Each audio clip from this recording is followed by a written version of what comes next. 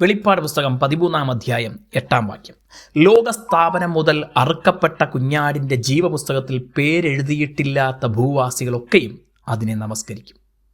ജീവപുസ്തകത്തെക്കുറിച്ച് നാം ഇതിനു മുൻപ് ചിന്തിച്ചതാണ്. യേശുക്രിസ്തുവിനെയാണ് ഇവിടെ ലോകസ്ഥാപനം മുതൽ അറുക്കപ്പെട്ട കുഞ്ഞാട് എന്ന് പറഞ്ഞിരിക്കുന്നത്.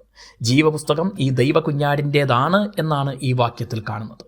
പഴയ നിയമത്തിൽ മോശെ ദൈവത്തോട് ദൈവത്തിൻ്റെ പുസ്തകമെന്ന് ഇതേക്കുറിച്ച് പറയുന്നു. ദൈവകുഞ്ഞാടായ യേശുക്രിസ്തുവും സാക്ഷാൽ ദൈവവും ഒന്നാണെന്ന് ഈ വാക്യം ഉൾപ്പെടെ വ്യക്തമാക്കുന്നു. ദൈവകുഞ്ഞാടിൻ്റെ ജീവപുസ്തകം എന്ന് പറയാൻ മറ്റൊരു കാരണം, ഈ പുസ്തകത്തിൽ നമ്മുടെ പേര് വരുവാൻ കാരണം ഈ കുഞ്ഞാട് അറുക്കപ്പെട്ട് ജീവൻ നൽകി എന്നതിനാലാണ്. യേശുക്രിസ്തുവിൻ്റെ യാഗമരണത്തെക്കുറിച്ച് അത് ലോകസ്ഥാപനം മുതൽ എന്ന് പറയുന്നത് സർവജ്ഞാനിയായ ദൈവത്തിൻ്റെ മുൻ പദ്ധതിയെ കാണിക്കുന്നു. നമ്മെ ദൈവം ലോകസ്ഥാപനം മുതലും അതിനു മുമ്പേയും തെരഞ്ഞെടുത്തു എന്നെല്ലാം പൗലോസ് അപ്പോസ്തലൻ തൻ്റെ ലേഖനങ്ങളിൽ പറഞ്ഞിരിക്കുന്നതും ഇതിനോട് ചേർന്ന് വരുന്ന ദൈവിക പദ്ധതികളാണ്. നാം ലോകസ്ഥാപനം മുതൽ അറുക്കപ്പെട്ട കുഞ്ഞാടിൻ്റെ ജീവപുസ്തകത്തിൽ പേരുള്ളവരാണ് എന്നതിൽ സന്തോഷിച്ച് ദൈവത്തെ മഹത്വപ്പെടുത്താം. എന്നാൽ ഇതിന് വിപരീതമായ മറ്റൊരു കാര്യമാണ് ജീവപുസ്തകത്തിൽ പേരില്ലാത്തവർ എന്നത്.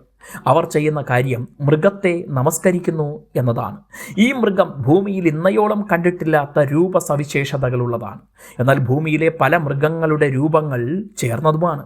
ആകയാൽ ഇതൊരു മൃഗമല്ല, പല മൃഗങ്ങളുടെ സ്വഭാവങ്ങൾ ഒരുമിച്ച് ചേർന്നിരിക്കുന്ന ഒരു വ്യക്തിയാണ്. രാജാവിനെ സിംഹത്തോട് ഉപമിക്കാറുള്ളത് പോലെ ഈ മൃഗത്തെ മനസ്സിലാക്കണം. ഈ മൃഗത്തിന് മഹാസർപ്പം അഥവാ സാത്താൻ അധികാരം കൊടുക്കുന്നു.